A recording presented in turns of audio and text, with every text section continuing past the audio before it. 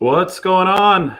We have the first game of the season in the books for the 49ers. They beat the Lions 41 to 33. And boy, it was a lot more exciting and sketchy than people probably thought about 10 minutes before the end of that one. I'm talking 10 actual minutes, not 10 game minutes. I'm pretty sure the Lions erased a 41 to 17 deficit or most of it in only about 2 or 3 minutes of actual game time. So it got really dicey for the 49ers at the end, but they do hold on. They are 1 0. And I'm going to go through some points from the game today. The first of which is Jimmy Garoppolo was very good. The second of which is the Lions are still a bad team. The third of which is Jason Verrett's injury doesn't kill the 49ers, but it compromises their margin for error moving forward. I'll explain that more fully as we get into it. And my last point is that 49ers Lions went as expected until it didn't. And I think you all know what I'm talking about there in those last few minutes. I think that Deebo Samuel said it best after the game. Kyle Shanahan asks the 49ers team in the locker room how they felt about the win, and Deebo said that you could hear a pin drop. It was completely quiet. And it's hard to feel good about a win when you finish so poorly and when that poor finish is related to a key injury. Jason Verrett got hurt in the fourth quarter. It is likely a torn ACL. The 49ers are already in touch with Richard Sherman, so we'll see how that goes for them moving forward. But there's obviously mutual interest from both sides there, and the 49ers do need another veteran cornerback. We'll get into that in a little bit. But whenever a major injury like that adversely impacts a team's performance for the rest of the game, you're not going to be happy about the win. And you're probably not going to be happy about the win, even if it hadn't adversely impacted the 49ers' performance. But at the end of the day, a win is a win. And as far as the scoreboard is concerned, the standings are concerned, the 49ers are 1 0. And they got that win in Detroit with a big parameter satisfied. And that was this one. Jimmy Garoppolo was very good in this football game, extremely efficient, both passing the football and managing the 49ers run game, which I think is really important. Here's the thing. Elijah Mitchell had that 38-yard touchdown run. You might have noticed that Garoppolo changed the play right before it. Garoppolo almost certainly audibled into that touchdown, and that underscores something that I've been emphasizing throughout the whole offseason, throughout training camp and the preseason.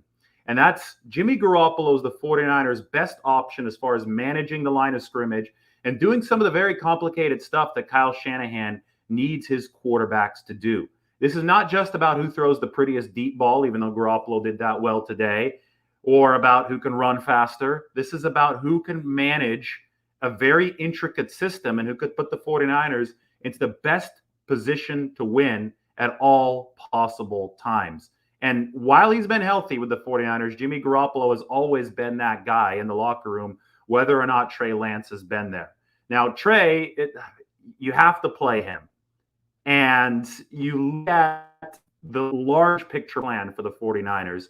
And obviously, after they invested so much in Trey Lance, they're going to want a long-term return on investment from him. The problem there is that Trey only has, 317 total pass attempts since 2019, and 287 of those came in 2019. So only 30 total pass attempts at the college FCS level since that 2019 season. So Kyle Shanahan, after investing so much in him, has to get some early, not only return on investment from Trey Lance, but he has to get some early, rust knockoff from Trey Lance. You can't just sit him on the shelf for another season after he missed almost all of 2020. So the 49ers have to find a way to productively mix and match Trey Lance into the proceedings. And I thought they did so today. Trey saw only 4 plays, but none of them were scripted. They're all situational, just as Kyle Shanahan had told us it was going to happen during training camp and preseason. And Lance's second play came in the red zone from the 5-yard line, again, exactly where we thought it was going to happen based on what took place in training camp, where Lance saw his greatest success in the red zone. And it was a play action touchdown toss to Trent Sherfield. So boom, the 49ers killed 2 birds with 1 stone. They go out there and they showcase Jimmy Garoppolo, who had a very good training camp and was very good and very efficient today against the Lions. And they're able to get Trey Lance's feet wet even after all that finger drama at the NFL level. So I don't think that, stuff could have gone better for the 49ers quarterback room, maybe with the exception of that first fumble on play one. And boy, I'm sure a lot of you are really nervous after play one. 49ers, big time quarterback center issues, really for the last several seasons. They're especially pronounced in 2020. And wouldn't you know it, the 49ers, after bringing in a former All-Pro and Alex Mack to be their center, see a fumble, a lost one at that, on the very first play from scrimmage for their offense here in 2021. I mean, you can't script a more outlandish, nightmarish kind of start for the offense. But Jimmy Garoppolo said it was his fault. He said he was a little too amped up, said he should have kept his hands there waiting for the snap a little bit longer. And he went back to the sideline, made sure it was fixed, and the 49ers offense was off to the races from that point on. You saw the touchdown pass from Trey Lance to Trent Sherfield, which came after a beautiful third down conversion from Jimmy Garoppolo to Mohamed Sanu, who says that Garoppolo can't throw outside the numbers. I mean, he was making all the throws today. There were air yards, if you like air yards. There was great command of the play action. There was great performance on third down there to Mohamed Sanu, and that set up Trey Lance for an easy throw off of the play action. Then there was the touchdown to Elijah Mitchell off of the Garoppolo audible. So important to command the run game, command the intricacies that lead to efficiency. And that's exactly what Jimmy Garoppolo did. And then Jimmy turned around and led another touchdown drive where JaMychal Hasty was able to score there at the very end. So, this is before we even get to the 49ers setting Robbie Gould up for a couple field goals and before the Dre Greenlaw pick six. I mean, this was a tremendously efficient performance from everybody, but especially the quarterbacks, to put the 49ers up 41-17. If there was one miss from Jimmy Garoppolo, I think it was on that little quick slant that they ran to Deebo Samuel. They ran that same play against Seattle a couple years ago in that game, week 17, that the 49ers won, and that was a big gainer. This time it was a little low. It hit off of Deebo's hands, but I thought that Garoppolo could have put that ball in a better spot for Deebo, and that probably would have put the game away even earlier. But the main point of the matter is that Jimmy Garoppolo is the main reason that the 49ers went up in this game 41-17, and he's definitely not one of the reasons why that lead, or most of it, seemed to slip away late. In fact, I thought Jimmy's most impressive play came on one that should have iced the game, where he was looking for George Kittle on third down. It was going to be a very safe route, but Detroit had decided to take that route away. And Jimmy scrambled away from what would have been a sack, which was a theme of this game. His mobility seems back the same way that we saw it in 2017. I mean, there were at least 3 times today that Jimmy Garoppolo escaped what I thought certainly would have been a sack in each of the past 2 seasons when his mobility seemed a bit more compromised. But anyway, with the game on the line, Kyle Shanahan trusted Garoppolo to throw, gets away from the pressure, throws to Deebo Samuel, completes the pass, and it should have been a first down that iced the game, but Deebo fumbled the football. Anyway, long story short is the 49ers did absolutely everything right from the quarterback position after that Alex Mack, Jimmy Garoppolo fumble at the start of the game. And you have to be happy, if you're a 49ers fan, with how that mix and match worked with Jimmy Garoppolo and Trey Lance. In fact, I would say that the 49ers are setting Trey Lance up for an increased role moving forward. Look at where the 49ers used Trey Lance. As expected, the first 2 snaps came in the red zone. But later on, they used him on 3rd and 20 and then on 3rd and 1. Those are 2 very specific situations. Now, both of those were design run plays for Trey Lance. But look at 3rd and 20. I think in a more competitive game, and keep in mind, both of those plays happened when this was a blowout. This is before the Lions come back. But I think in a more competitive game, Kyle Shanahan is going to be more than happy to let Trey Lance uncork one with that big arm that he has on 3rd and 20. And 3rd and 1 is what I've talked about throughout this entire preseason and training camp as a leverage down in which the 49ers will be interested in using Trey Lance. Because on 3rd and 1, you can also uncork that arm. On 3rd and 1, you can use that running ability to sucker the defense in and go to a passing play. And that's exactly what the 49ers did with Trey in the red zone. So I thought today was just kind of a reward for all of us who have actually been reporting the details accurately about how Shanahan's been talking about Trey Lance and how Shanahan has been using Trey Lance in practice throughout training camp.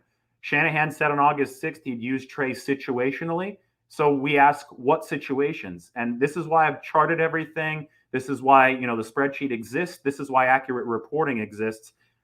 Based on all of that, the 49ers would most likely use Trey Lance situationally in the red zone, situationally on high leverage downs between second down and third down and short, and situationally on downs where they could have some fun, maybe uncork the big arm. And 3rd and 20 is one such down. So Trey Lance today was used in exactly the way that we thought the 49ers would use him. And guess what? Jimmy Garoppolo was their primary quarterback, the starter, and he was very good. Garoppolo had a very good training camp. He had a very good first game. And that's all there is to say about that. On the point two, the Detroit Lions are still a bad team. And I guess that's the asterisk behind all of this that we talk about offensively for the 49ers.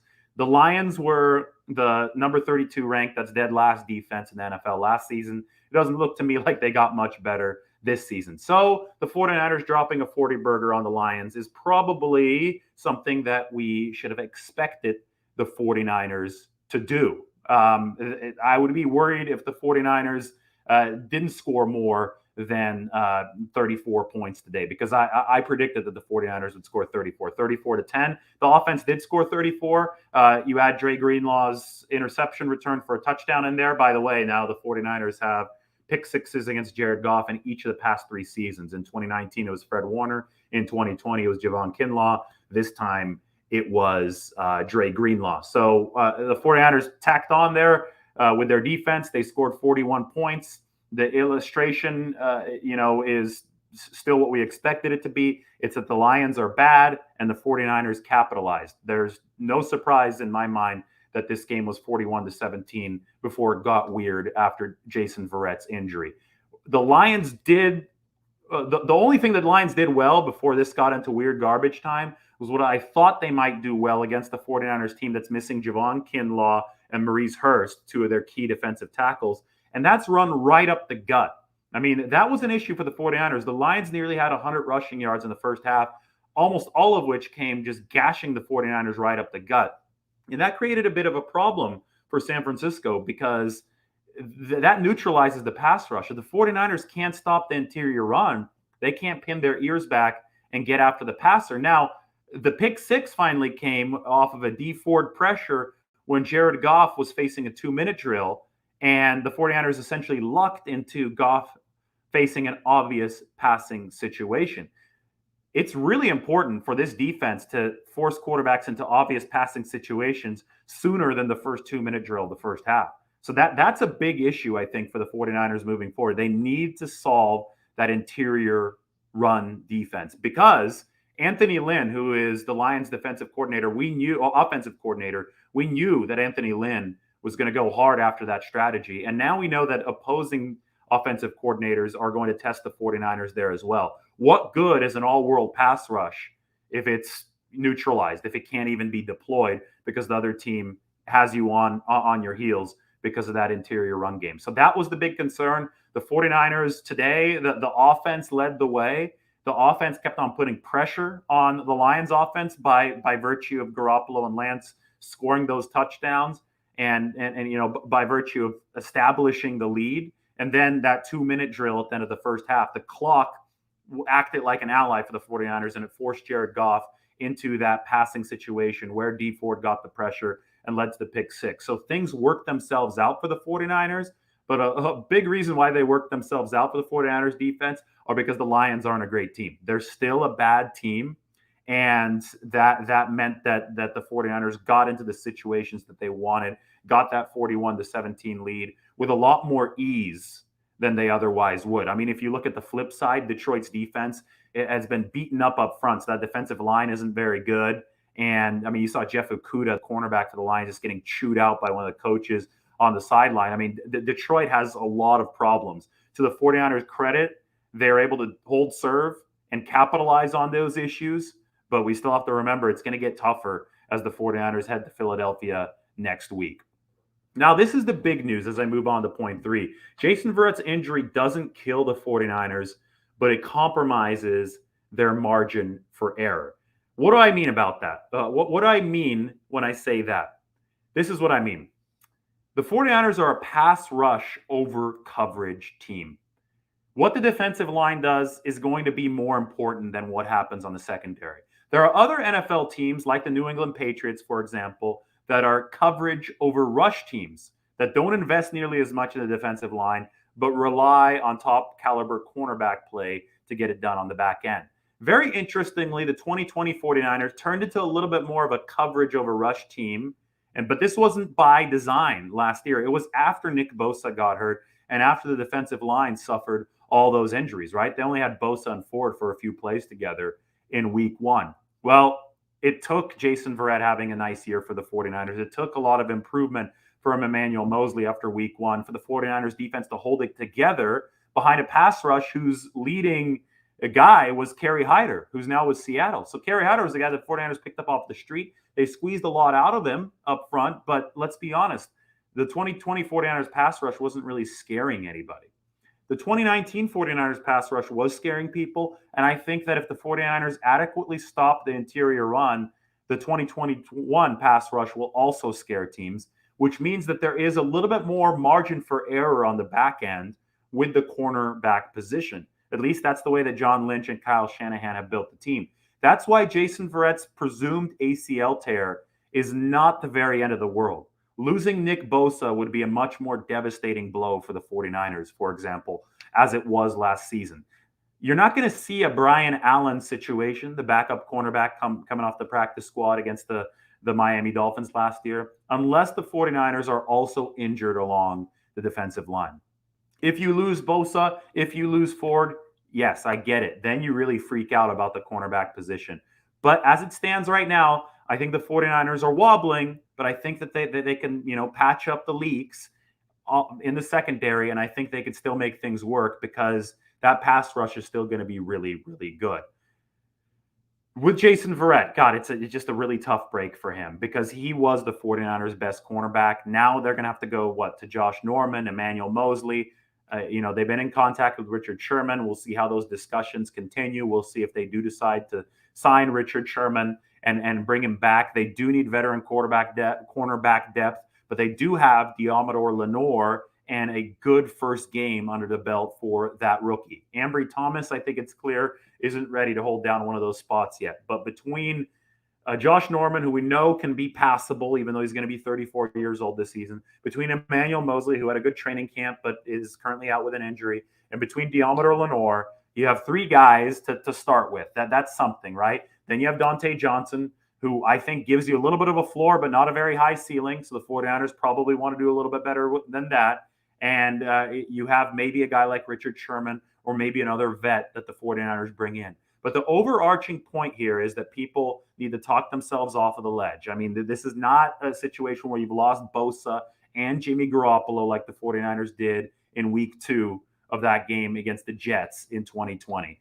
They've lost a cornerback, but this is a rush over coverage team losing a cornerback. So this ship is leaking, but it's not sinking. And now the 49ers need to find a way to patch up that leak. Now, more importantly for the 49ers is psychologically overcoming what may be a little bit of injury PTSD, because today they were certainly affected by the fact that Jason Verrett tore his ACL. Everything went to shit for the 49ers after that happened. They couldn't even recover an onside kick. They gave up a couple touchdowns. And, the first thing that really went in their favor was finally stopping the Lions on downs with a nice little pressure. It was a blitz from D'Amico Ryans. Fred Warner comes in, and that, I thought, helped Samson Ebicom spring free to stop the Lions when it actually mattered. But, Deebo Samuel even couldn't hold on to the football. That fumble was so big. Everything seemed out of whack for the 49ers after that Jason Verrett injury. Psychologically, they need to regroup, and I think that they will now that they have a chance to take a deep breath.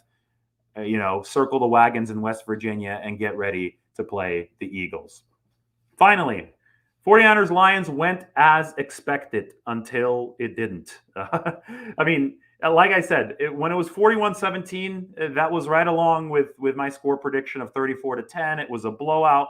The 49ers struggled a bit with one thing that the Lions, I thought, would try to do, and that's run up the middle against a defense that didn't have Javon Kinlaw and didn't have Maurice Hurst. But truth be told, the 49ers absorbed that well enough. The offense played well against the bad defense. Jimmy Garoppolo was good. Trey Lance was filtered in.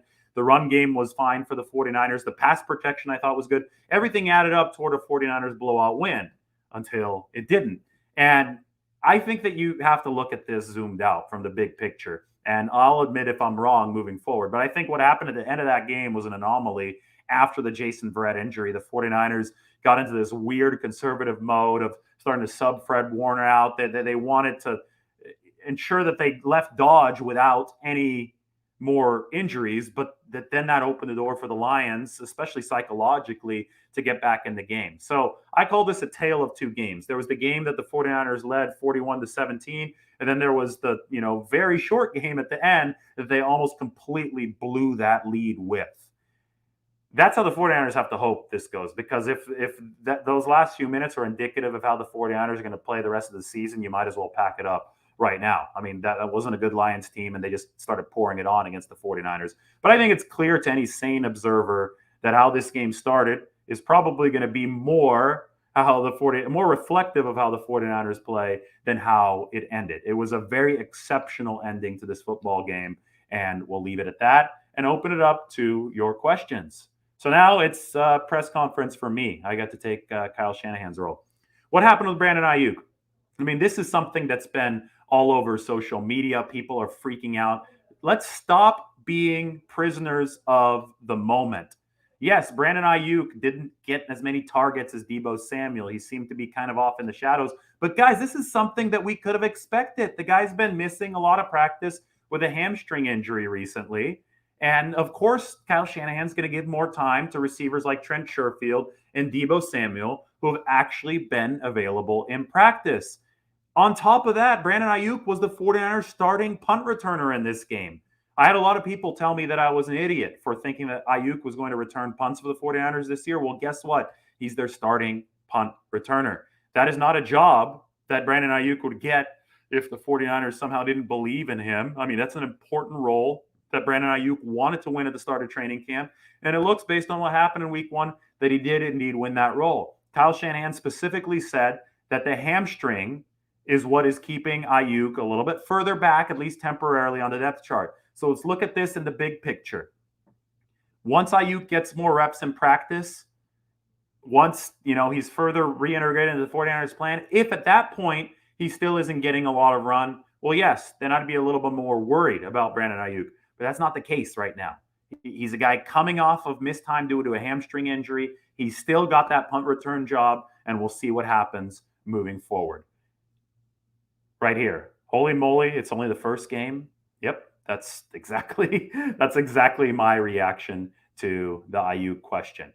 When do you expect Javon Kinlaw to return? Well, I'll tell you what, the 49ers sure hope it's next week, because the Eagles are going to try to capitalize on that troublesome interior run defense if it's not sooner rather than later. There's a reason the 49ers drafted Javon Kinlaw. It's so that he could block double on the inside and let those defensive ends eat. Well, guess what? The defensive ends don't get to eat if the 49ers can't stop the run. One is dependent on the other, so the 49ers need Javon Kinlaw back.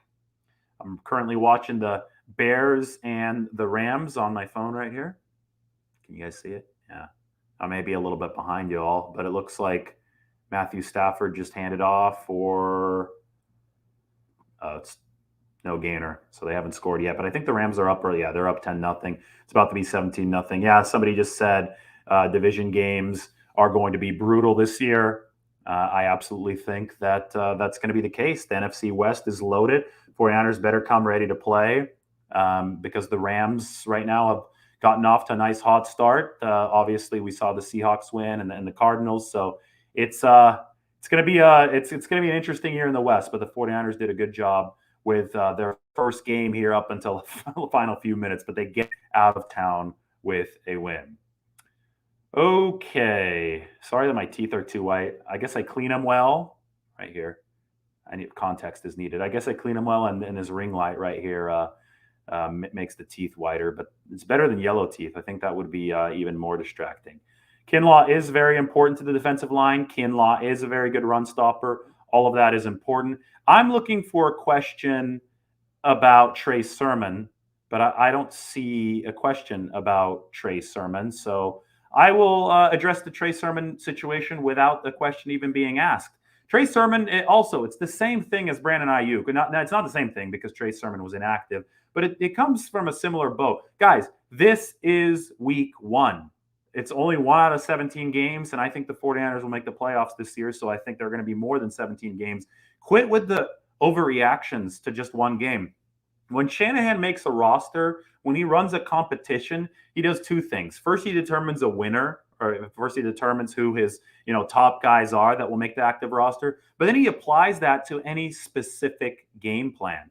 And in the case of Trey Sermon, the specific game plan is, this time was for the Detroit Lions. So much could have happened that we don't even know about. There could have been a disciplinary issue. There could have been like a late to meeting kind of issue. I don't know. But Shanahan has done this before. With Kendrick Bourne, he made him inactive in week 1 for several weeks there because of an issue where he came late to a meeting. I don't know what the case of Trey Sermon was, but there could have been something in relation to the game plan that Shanahan wasn't happy about relating to Sermon that explains why he was the 49ers 1 or 2 running back throughout all of training camp and preseason, but then all of a sudden wasn't suited up for this game. And until we know the full picture, it's not a good idea to just jump to conclusions about this kind of stuff. Oh, Elijah Mitchell for sure is ahead of him on the depth chart. I mean, Shanahan said that Mitchell and Hasty acquitted themselves better coming out of camp in the preseason, but that doesn't mean that what has happened will stay true until week 2, especially in a by-committee running back system. It's very fluid from week to week, and it very well could be that whatever kept Trey Sermon out this week won't be keeping him out next week. So I encourage everybody to look at the 49ers plans on a larger scale basis. And let's not, make grand assumptions about their roster pecking order after just 1 week of play. That's what I would say about Trey Sermon. All right. More questions. Yeah, Mitchell, I'll tell you what, he runs a lot like Raheem Mostert, and that's good. Unfortunately for Raheem Mostert, another tough injury. That's one of the bets that, I advised you on that went wrong. Raheem Mostert over 62.5 yards, so over 62 yards. It was well on its way. I mean, after 2 carries, Raheem Mostert was at 20 yards. If he doesn't get hurt, I mean, that was money in the bank, but it was tough. So Mitchell is that guy. Man, he looked good. And again, good audible from Garoppolo to get Mitchell into that 38-yard touchdown run. Can Norman and Lenore temporarily fix the Verrett loss? Yes, I think they can if the 49ers stop the run. Everything is connected. The 49ers have to stop the run better than they did today so their pass rushers can get after it. If the pass rushers can get after it, the cornerbacks will look better. And I wouldn't be surprised if the 49ers brought in a Sherman, as Tyler G asks, or do something else to help him get in a better spot. Anyway, this game, it went as expected until it didn't. That brings me back to my last point. I think that's the main thing about 49ers Lions. But Garoppolo looked great. Trey Lance looked good in his limited time. He got 1 throw, but he threw the touchdown. I think you have to be encouraged with the 49ers offensive line. I think that you have to like how Nick Bosa and especially Dee Ford came back. The linebackers were flying around. Dre Greenlaw, Fred Warner. We'll see on Greenlaw's health here moving forward. And I thought the secondary played well. I mean, everything went as we expected it until it didn't at the very end. You got to take that start and hope that the 49ers, if you're a 49ers fan, move with that moving forward. And you have to hope that the end was an anomaly after the injury to Verrett. That's kind of how I'm viewing this. I think it's the only way to view it. And you also have to realize that the Lions are still a bad team. So while the 49ers look good for the majority of this game, there's only so much you can do against a team that looks so bad. You can't really impress much more than they did when they're up 41-17. So you take it as a learning lesson. You try to close out better moving forward. And you realize, if you're the 49ers, that the road gets tougher as they move forward next week against Philadelphia. And I'll certainly be with you guys moving forward. Final thought, Dee Ford looked great too. That's what I just said. I'm glad that Tyler G agrees with me, but I'll be with you guys moving forward. Make sure to check out the article on The Athletic. I wrote about Jimmy Garoppolo and Trey Lance today. It should be up shortly, so I'll put that in the comment section as a pinned link at the top. And also our Here's the Catch podcast, which we'll be recording in just a few minutes. Thanks, guys, and we'll talk to you soon. I hope you enjoyed our 30-minute post-game show.